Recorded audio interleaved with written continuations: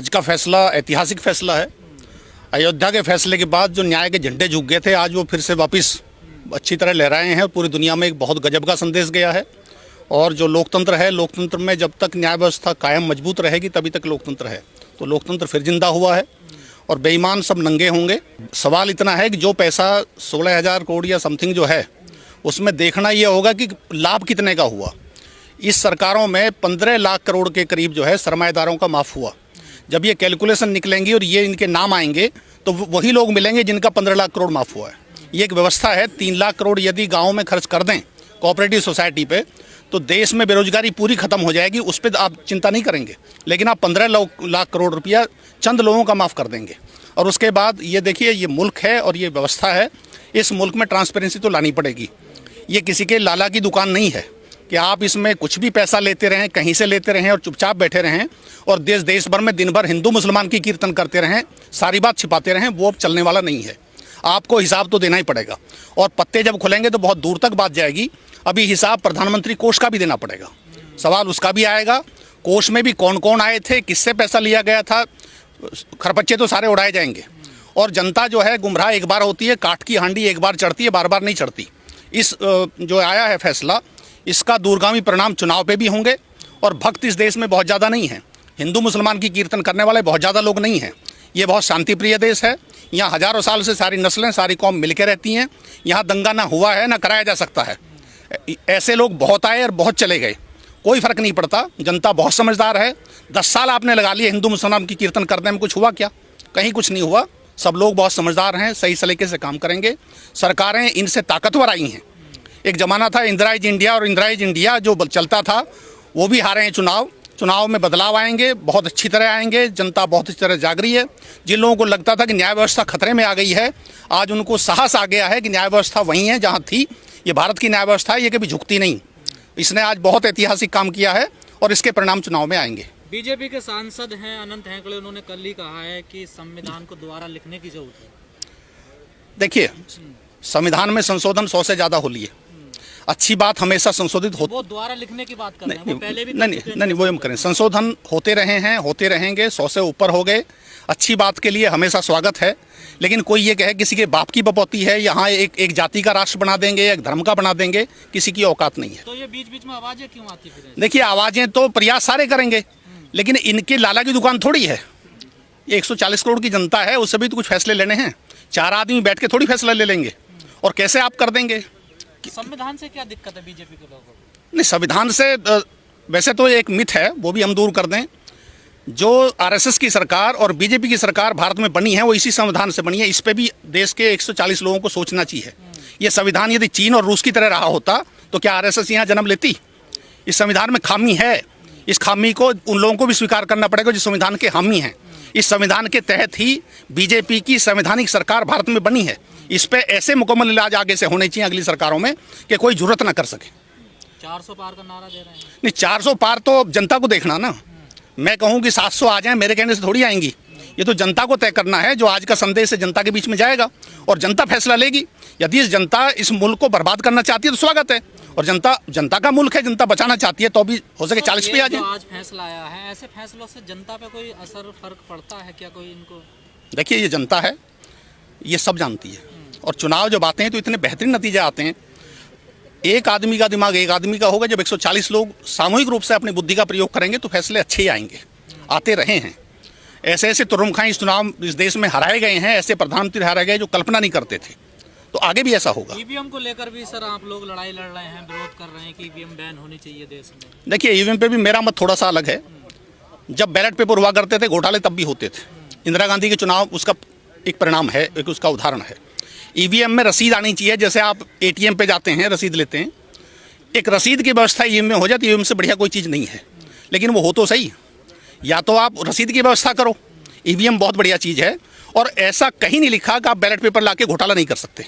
घोटाला फिर भी होगा। आदमी की नीयत और ईमानदारी और जो बेईमानी होती है उसका एक लॉजिक है। बहुत मुल्कों में एक ही दिन चुनाव होता है। चुनाव लोकल होता है, लोकल स्टाफ काम करता है। ये भी एक भ्रम है इस देश में कि चुनाव 2 महीने चलते हैं। मुझे आप बना दो आयुक्त, मैं एक दिन में चुनाव करा दूंगा। जो चुनाव तो लोकल होगा ना, लोकल कर्मचारी होंगे, लोकल आदमी होंगे। अभी सीट दोनों खाली हैं सर, देख लो, मौका है। नहीं, वो देखा जाएगा। लेकिन सवाल इतना है, नहीं ये करें तो सही।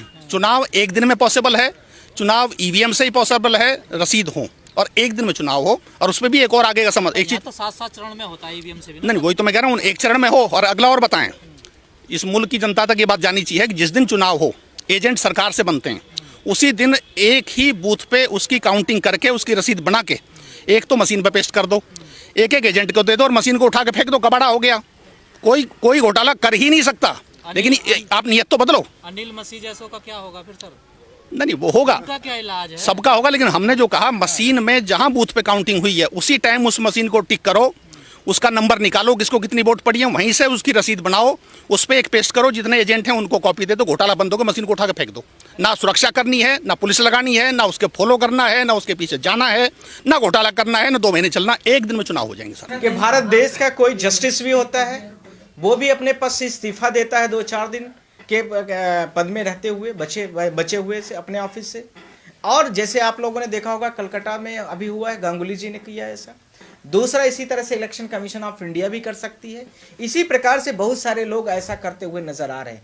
तो इसमें भी सुप्रीम कोर्ट ऑफ इंडिया ने, मैं आप लोगों को बोला नहीं, इस चीज को बोल देता हूं, सुप्रीम कोर्ट ऑफ इंडिया ने अभी बोला है कि दल बदल कानून पर हम कुछ नई गाइडलाइन विचार कर रहे हैं, नई गाइडलाइन बहुत जल्दी ही जारी करेंगे।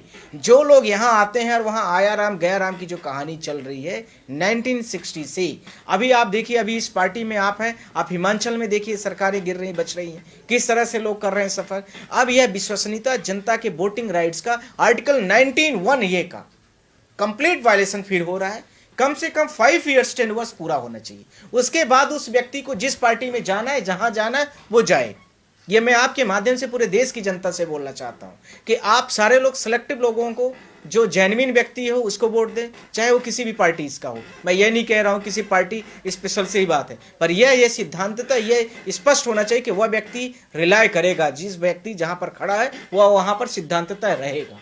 ऐसा नहीं है कि वो छोटा मतदाता, छोटा कैंडिडेट है तो वो छोटा वोटर उसके पास जा रहा है या उसको कम वोट मिलते हैं, तो यह भी इसका एक बड़ा पैरामीटर नहीं होना चाहिए। हमारे लिए विश्वसनीयता और गोपनीयता दोनों बनी रहना, कॉन्फिडेंस बने रहना प्रत्येक नागरिक का, यह वोटिंग का राइट्स का अधिकार है, सेफ और सिक्योर होना चाहिए, जिससे हम किसी व्यक्ति को वोट दें तो वह व्यक्ति वहां पर रहे। अगर गोयल साहब चुनाव लड़ते हैं, सांसद मान लीजिए बन भी जाते हैं, तो बड़ा पद कौन सा है?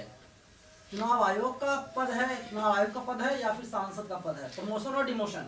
आपने प्रश्न बहुत अच्छे हैं। आप देखिए कि भारत देश के सीजीआई जब राज्यसभा चले जाते हैं तो अब सीजीआई से अच्छी पोस्ट क्या हो सकती है? तो यह तो आदमी के पेरीमीटर पर डिपेंड करने वाला एक शब्द है। वो तो रिटायर होने के बाद गए ना। करेक्ट, रिटायर होने के बाद गए हैं। आप ये भी देखिए कि ये जो अरुण गोयल जी थे, ये सेक्रेटरी थे। सेक्रेटरी से सुप्रीम कोर्ट का जो प्रश्न था उसमें यह भी था कि यह सेक्रेटरी के पद से सीधा का सीधा आप इनको इलेक्शन कमीशन ऑफ इंडिया के टॉप पोस्ट पर ला रहे हैं। आप क्या इनके पैरामीटर्स हैं? सेक्रेटरी से इनको BRS दिलाया गया था, पंजाब काडर के IAS हैं ये। तो यह भी ध्यान रखने की जरूरत है कि इनको यह लग रहा होगा कि इलेक्शन कमीशन ऑफ इंडिया के हम पद में रह लिए, हो सकता है कि इलेक्टोरल बॉन्ड में, या हो सकता है कि EVM की सेटिंग वाला जो मामला इनको करना था वो कर दिया हो बहुत जगहों पर, हो सकता है कि कुछ और का हो सकता है, सवाल है, ध्यान रखना। Maybe possibility for everything से, this are types of the measuring. तो ये सारी चीजें होने की संभावना है। तो उनको कुछ इनाम की राशि में, जैसे वहां पर आपने देखा है कलकत्ता हाई कोर्ट के जस्टिस ने रहते हुए कई 7 या 8 CBI की जांचेस अगेंस्ट गवर्नमेंट के लिए उन्होंने अपॉइंट किया था, उसका बेनिफिट उनको यह मिला कि वो उनको बीजेपी ने ज्वाइन कराया। अब मुझे लगता है कि MP भी बनाएगी, MP का टिकट भी देगी। दोनों कारण हो सकते हैं, दिलाया भी जा सकता है, दिया भी गया होगा, दोनों चीजें हो सकती हैं, पर अपने फ्यूचर को लेकर के हो सकता है। दूसरा यह हो सकता है कि लीगल तरीके से कुछ काम किया होगा उन्होंने। तीसरा हो सकता है कि इनकी ट्यूनिंग आपस में नहीं सेट हुई है, और तो कोई कारण है नहीं। अगर ट्यूनिंग नहीं सेट होती, मान मनोवर किया जाता, बातचीत की जाती, सीधा खबर आई नहीं। ट्यूनिंग सेट होने का मतलब वो मान मनोवर तो उससे होता है जिनसे वो रिलेशन आगे चलाना है, इनसे मान मनोवर क्यों रखी जाएगी? इनका तो चुनाव के बाद वैसे भी मामला खत्म था, तो ये तो कौन सा, अब तो 2024 का इलेक्शन हो गया, उसके बाद आपका क्या काम है बताइए? लोकसभा के बाद तो 5 साल में 29 आएगा। चुनाव है, दिल्ली में चुनाव, बिहार में चुनाव है, 25 में बन जाते हैं। तो स्टेट बॉडी काम करती है ना, स्टेट बॉडीज जो होती है, स्टेट में भी तो इलेक्शन कमीशन ऑफिसर होता है, वो काम कर लेगा। ये सेंट्रल वाला मेन काम हो सकता है उन्होंने कर दिया हो सकता है कि इनकी ट्यूनिंग सेट ना हुई हो, पर ज्यादातर सबसे मजबूत कारण जो लग रहे हैं मेरे नजर में, इनका अपॉइंटमेंट इलीगल था। इनके सारे चुनाव जितने इनके अपॉइंटमेंट को लेके क्वेश्चन रेज किए गए वो सेट नहीं हुए, और ईवीएम को लेकर के जो भारत देश में जनता में हाहाकार है, जिसमें हमने भी विभिन्न राज्यों को चुनावी डेटेज दिए थे, इसी के साथ में लोकसभा में भी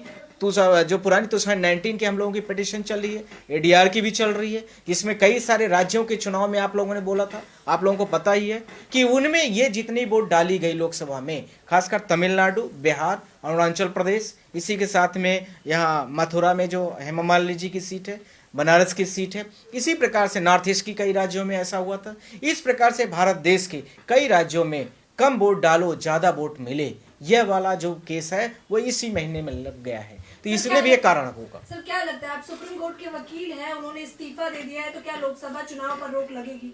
हाँ, यही मैं आपसे बोलना चाहता था कि ये जो है तो प्रधानमंत्री का टाइम, इसीलिए तो मैंने आप सबसे बोल दिया है कि प्रधानमंत्री का कार्यकाल हो सकता है कि बढ़ा दिया जाए, इसके लिए भी एक करने वाला एक तरीका हो सकता है। खबर ये भी आ रही है कि 2-4 दिन में दोनों पद भर दिए जाएंगे। देखिए, हाँ, तो भर दिए जाएंगे तो फिर चुनाव होगा।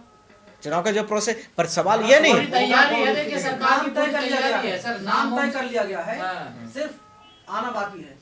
ये नाम तो पहले से ही डिसाइड है, तभी तो उनसे इस्तीफा लिया गया है। इस्तीफा एक सेकंड में थोड़ी हो गया होगा, मैंने आपसे बोला तो कि हफ्ते भरे चला हुआ प्रोसेस होगा, महीने से चल रहा होगा, ऐसा नहीं है कि एक ही दिन में ले लिया जा सकता है।